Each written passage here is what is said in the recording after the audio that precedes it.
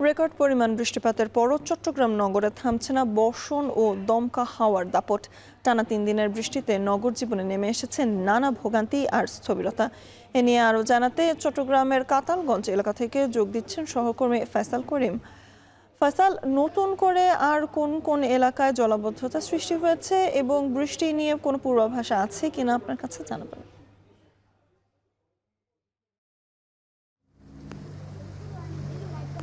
আমরা দেখেছি গত 3 দিনে এক মুহূর্তের জন্য বৃষ্টি বন্ধ থাকেনি। আমরা দেখছি এখন গুড়ি গুড়ি বৃষ্টি পড়ছে, কিন্তু তবুও আমরা দেখছি যে বৃষ্টি হচ্ছে। এই গুড়ি গুড়ি বৃষ্টি দেখে অনেক নগরবাসী হয়তো আশান্বিত হচ্ছেন, কিন্তু তার পরক্ষণেই দেখা যাচ্ছে যে আবারও ভারী বৃষ্টি শুরু হচ্ছে বা অতিবৃষ্টি। প্রকৃতি তার পূর্ণ রূপ নিয়ে একেবারে চট্টগ্রামের উপর বর্ষিত হচ্ছে। এবং আমরা এখন আছি কাতালগঞ্জ এলাকায়। এখানে গত 30 মিনিট ধরে বৃষ্টি কিছুটা কমে আসায় পানির পরিমাণও কিছুটা কমেছে। তবে যারা স্থানীয় বাসিন্দা আছেন তারা বলছেন যে এভাবেই আসলে কিছুক্ষণ পানি কমছে, আবার বৃষ্টি বাড়ার সাথে সাথেই সেই পানির পরিমাণও কিন্তু বেড়ে যাচ্ছে। 10 থেকে 20 মিনিটের বৃষ্টিতেই আবারও তলিয়ে যাচ্ছে এলাকা। এটি আসলে এমন একটি এলাকা যেখানে অভিযাত্রাও থাকেন, আবার মধ্যবিত্তের একটি বড় অংশ থাকেন। আমরা এখানে দেখেছি যে আধুনিক অনেক ভবন হয়েছে, আধুনিক অনেক সুযোগ সুবিধা আছে, কিন্তু সড়কে এই জলাবদ্ধতা আসলে দিন শেষে এখানে যারা থাকেন তাদেরকে দুর্ভোগে ফেলছে। তারা দিন শেষে এই পানি মারিয়েই তাদের ভবনে প্রবেশ করতে হচ্ছে। এবং এখানে শুধুমাত্র রিকশার চলাচল দেখা যাচ্ছে, হাতে গোনা কিছু মোটর যান আছে যেটি আসলে খুব সীমিত পরিমাণে চলছে, এবং অধিকাংশ মোটর চালিত যান আমরা দেখেছি এখানে চলাচল করতে গিয়ে নষ্ট হয়ে গেছে।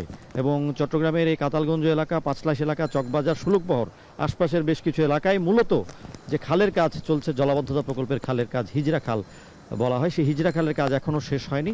সিটি কর্পোরেশন জানিয়েছে এই খালের কাজটি শেষ হলে এই এলাকার মানুষ জলাবদ্ধতা থেকে মুক্ত হবে। তবে এই যে কথাটি সেটি আগের সময়ে অনেক মেয়রও বলেছে, নগরের যারা প্রতিনিধি আছে তারাও এই কথাটি বলেছেন, কিন্তু বরাবরের মতো এবারও কিন্তু আসলে এই জলাবদ্ধতার অভিশাপ থেকে মুক্তি পায়নি এসব এলাকার মানুষজন। এবং আমরা যেটি জানি যে গত 3 দিনে 700 মিলিমিটারও বেশি বৃষ্টিপাত হয়েছে নগরীর উপর, এবং গত 24 ঘন্টার যে হিসেব সেই হিসেবে আমরা দেখেছি 179 মিলিমিটার বৃষ্টিপাত রেকর্ড করেছে আবহাওয়া অধিদপ্তর। এবং তারা বলছেন যে আগামী 2 দিন আরও এমন বৃষ্টি থাকবে, যে কারণে আসলে এখনই দুর্ভোগ থেকে মুক্তি পাচ্ছে না নগরবাসী।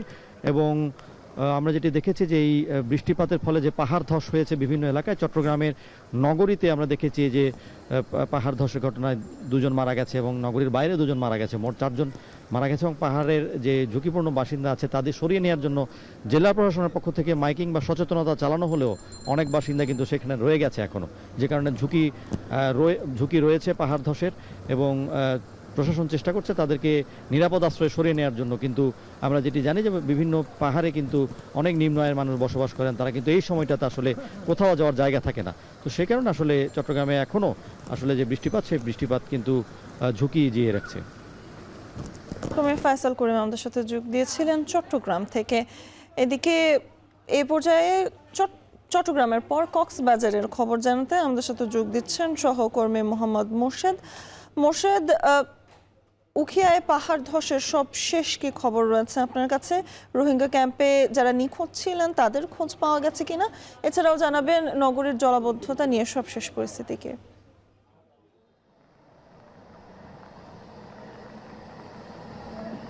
স্বর্ণার, রোহিঙ্গা ক্যাম্পে ভয়াবহ আবারও পাহাড় ধসে শিশুসহ অন্তত 8 জনের মৃত্যুর খবর আমরা শুনেছি। একটু আগেও আমাদের নিশ্চিত করেছেন শরণার্থী ত্রাণ ও প্রত্যাবাসন কমিশনার মিজানুর রহমান। তিনি আমাদের নিশ্চিত করেছেন সবচেয়ে ভয়াবহ ও আতঙ্কের খবর হচ্ছে রোহিঙ্গা ক্যাম্পে পাহাড় ধসের সময়ে সে সময়ে ক্লাস চলছিল, অর্থাৎ এটি একটি মহিলা মাদ্রাসা ছিল।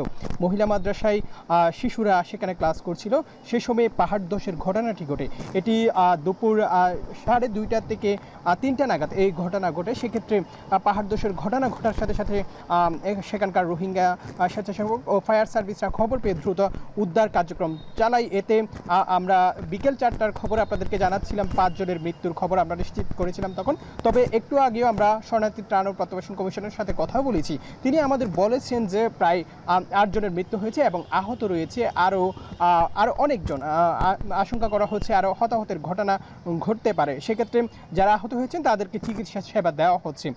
অন্যদিকে কক্সবাজার শহরের পরিস্থিতি যদি বলতে হয়, কক্সবাজারে তেমন জলাবদ্ধতা না হলে যে উপজেলাগুলো রয়েছে বিভিন্ন অন্তত কক্সবাজারের 9টি উপজেলার বিভিন্ন ইউনিয়নের বিভিন্ন জায়গায় বিশেষ করে নিম্নাঞ্চলগুলো প্লাবিত হচ্ছে।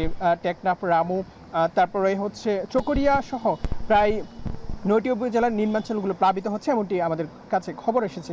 তবে সবচেয়ে ভয়াবহ খবর হচ্ছে পাহাড় ধস। এটি কিন্তু পরপরই হচ্ছে এবং গত 2 দিন আগে রোহিঙ্গা ক্যাম্পে আপনি নিশ্চয়ই শুনেছেন যে 8 জনের মৃত্যুর খবর আমরা পেয়েছি এবং সেটি জানানোর চেষ্টা করেছি এবং কক্সবাজার শহরে একজন, পাশাপাশি হচ্ছে পেকুয়াতে একজন সহ এর পরপরই আরও 2 জন, মোট 13 জনের মতো খবর আমরা পেয়েছি। তবে আজকে 8 জন হলে সেক্ষেত্রে মোট 21 জনের মৃত্যুর খবর আমরা, প্রাণহানি হয়েছে পাহাড় ধসে কক্সবাজারে এই পর্যন্ত সেই খবর আমরা পেয়েছি।